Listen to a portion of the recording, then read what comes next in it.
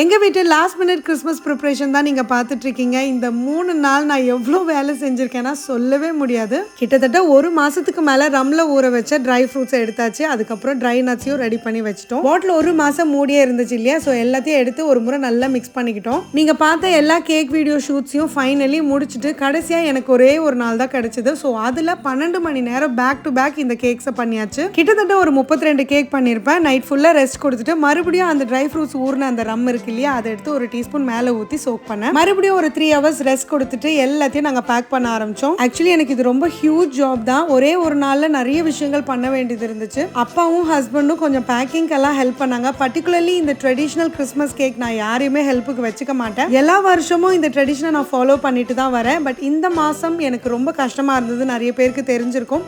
But finally I made it. I am so happy. அதனால தான் உங்க கூட ஷேர் பண்ணுறேன். இது கூடவே என் லைஃபை ஈஸியாக்குற என்னோட டொமஸ்டிக் ஹெல்ப்பர்ஸ்க்கும் என்னோட ஸ்டாஃப்ஸ்க்காகவும் நான் ட்ரெஸ் எல்லாம் வாங்கி கொடுத்துட்டேன். ஸோ இன்னைக்கே எல்லாருக்கும் பேக் பண்ணி பட்டோடாவும் பண்ணியாச்சு. இதில் நம்மளோட ஸ்பெஷல் ஷேரன்ஸ் நோட், ஆனால் ரைட்டிங் அப்பா தான் பண்ணாங்க. ஸோ எல்லாருக்கும் மேரி கிறிஸ்மஸ் ஃப்ரம் சமையல் with Sharon and God plus.